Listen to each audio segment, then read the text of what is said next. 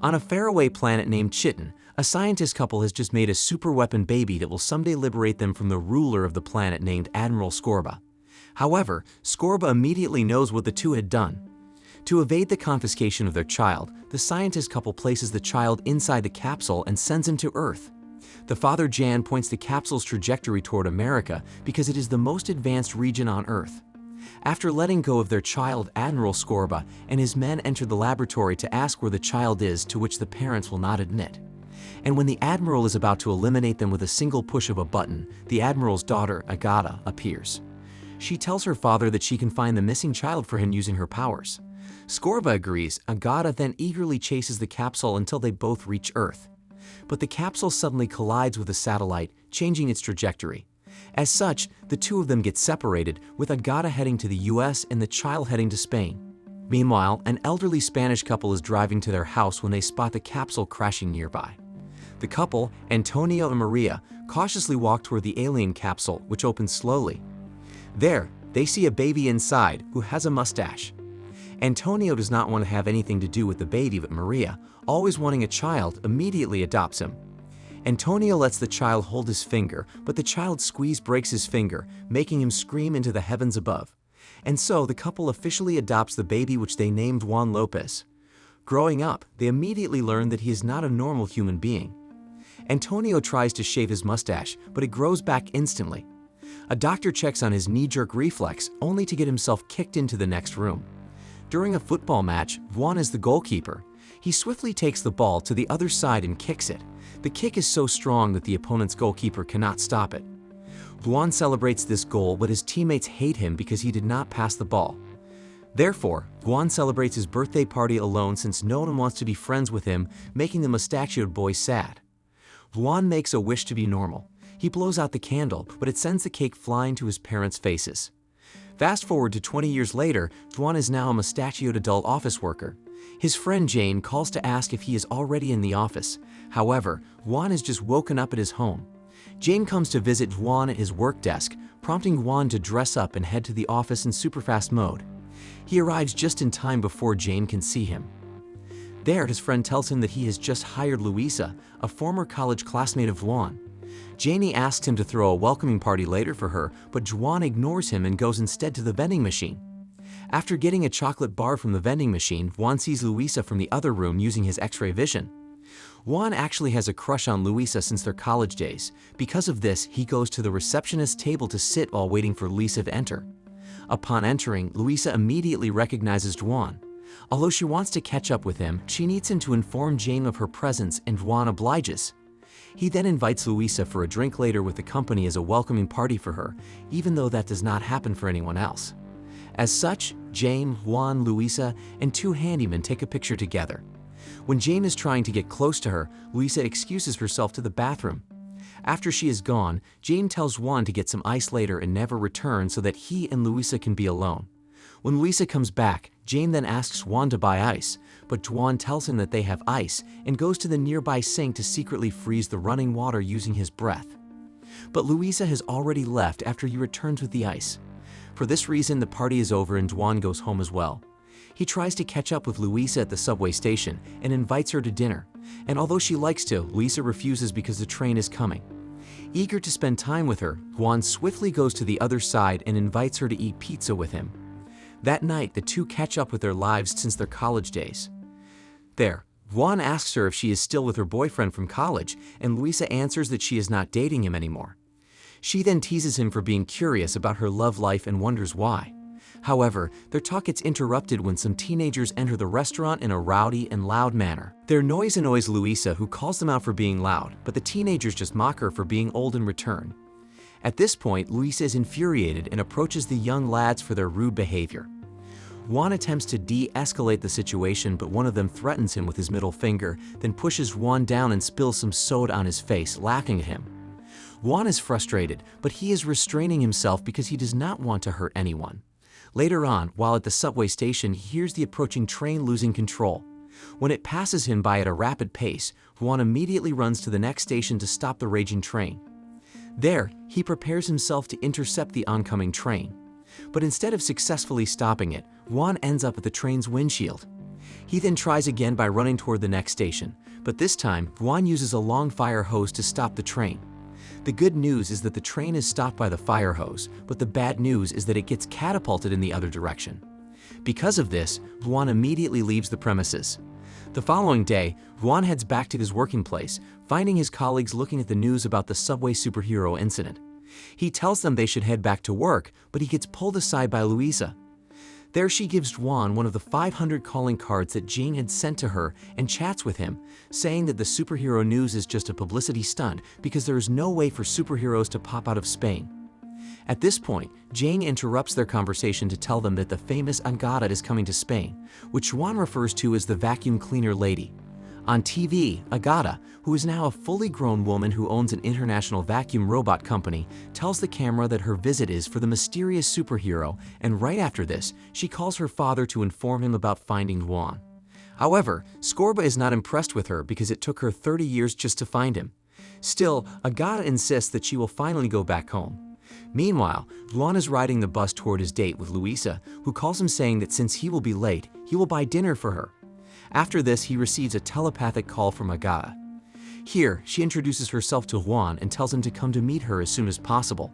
The sound is so loud for Juan that he tells the bus to quickly drop him off. He tracks the sound to a nearby building, which is owned by Agata. There he sees her for the first time, recognizing her as the vacuum cleaner lady. Agata tells him that she has been waiting for him for 30 whole years and that he can finally drop the act of being a human from Earth. But Juan truly believes that he is not an alien and says that he is late for something much more important. At this point, Agata uses her power to read Juan's mind and finds out his date. Juan is shocked that Agata has read his mind, prompting him to leave. To know for certain that he is truly the super weapon, she orders her minion to attack Juan with a bottle of wine. Juan retaliates by pushing the minion away, which is actually a robot. Having seen his ability and confirmed that he is indeed Jan's son, Agata pushes a button that summons multiple guards to capture him. A battle ensues, with Juan defeating the enemies with ease even if they surround him. He finally slips away from them unnoticed when the guards surround him again. However, his coat is left on the floor, which contains Luisa's call card, which inspires Agata, who orders his men to get Luisa's DNA. Meanwhile, at James' office, one of Agata's company devices identifies a cup that Luisa has recently used. After this identification, the device plugs a flash drive into Luisa's computer to scan and download her DNA. That night, James is closing the company, so he is the last one there. He notices the device and tries to inspect it, only to get himself electrocuted. When he comments that it must be a subpar device, the machine chases him. After cornering Jane, the legless device suddenly grows out 6 legs looking like a metal insect. Fortunately for him, 2 handymen are there. After being rescued by them, Jane lovingly embraces them. He then heads to check on Luisa's computer and finds that her DNA has been successfully scanned and downloaded already. Therefore, he takes the weird device and calls Luisa to tell her what happened, saying that he is on his way to her address. Meanwhile, after failing to find her at the restaurant, Juan has just arrived at Luisa's residence when he sees her coming home drunk. Fully drunk, she invites Juan to her apartment so they can have a good time. There, Luisa admits that she has been infatuated with him since their college days. However, Juan, being the gentleman, does not want to take advantage even though he loves her. He tells her that he has to go back home and ask his parents about something urgent. Luisa then yells at him for being a coward, but Juan immediately returns and kisses her before leaving again. Concurrently, James has just arrived near Luisa's apartment and sees her kissing Juan, making him sad. At this point, Agata and her men also arrive nearby and see sad Jane. Wanting to use Jamie's familiarity of Juan and Luisa in her plan, she then suggests that she can help with the Luisa situation. Meanwhile, Juan comes back to his parents. Antonio already knows that he will return after the subway incident. Inside the house, Juan confronts his parents about his origin and they confirm it. His father decides that it is time to finally show him the capsule where they found him. Juan unknowingly presses a button on it, which produces a hologram video of Jan, his real father. In the hologram, Jan assumes that Juan will open the video when he is around 4 or 5 years old. For this reason, he explains to him the situation of Planet Chitin via hand puppets, telling his son that Scorpid is ruling their planet with an iron fist and that he has created Juan as the ultimate weapon to stop him. After the video ends, Juan believes that maybe the people of Chitin have already solved their problems. But his parents want him to save Planet Chitin. His mother even wants to make a superhero suit for Juan, which he hates. Afterward, they test his ability to fly, which is mentioned by Jan in a hologram video. With his parents advising him, Juan climbs on top of their garage tower and tries some methods to fly, such as waving his arms like a bird and pointing his arms upward. Finally, he jumps only to fall flat to the ground. Disappointed with himself, Juan quickly walks away from his parents. Also, some kids see Juan's costume and mock him for it. When one of the kids gives him the middle finger, Juan responds with a rock and roll sign, which somehow enables him to levitate, causing the kids to leave in fear. Juan immediately learns that this is the key to flying. Trying to use it, he then crash lands on 2 different places before finally crash lands back to his parents' house. After fixing his superhero costume inside his regular clothes, Juan is visited by Luisa. But unknown to him and his parents, this Luisa is actually a robot made by Agata for her plan. Juan takes her upstairs to his room, where fake Luisa tells him that she already knows about his superpowers. During their conversation, Juan notices that Luisa is acting strange, prompting him to test her, asking about last night's event. Because Agata was not there, she does not know what happened last night. Jane, who has decided to betray Juan for stealing his crush, takes control of the Luisa bot and tells Juan via Luisa that he has betrayed his best friend. Juan agrees with this, saying that he wants to apologize to Jane because he is indeed his only friend in the world. This makes Jane cry, forcing Agata to employ Plan B, which is to capture Juan by force. Soon, Juan finds out that this is a fake Luisa due to her strength and emotionlessness. He then rips his clothes to let out the superhero costume, but finds it harder than his imagination. After finally changing into his superhero costume, a brief battle commences between him and the Luisa bot. Juan eventually finishes the robot by swinging a big piece of ham on her head, decapitating her. Frustrated by this, Agata tells Jane to help her kidnap Luisa, who makes excuses to leave, not wanting to cooperate anymore, which makes Agata suspicious and reads his mind. Jane tries to hide what he is thinking by imagining his aunt's dance, a pair of pants, and some green lasagna repeatedly. But Agata finally knows his betrayal and orders her minions to take Jane away.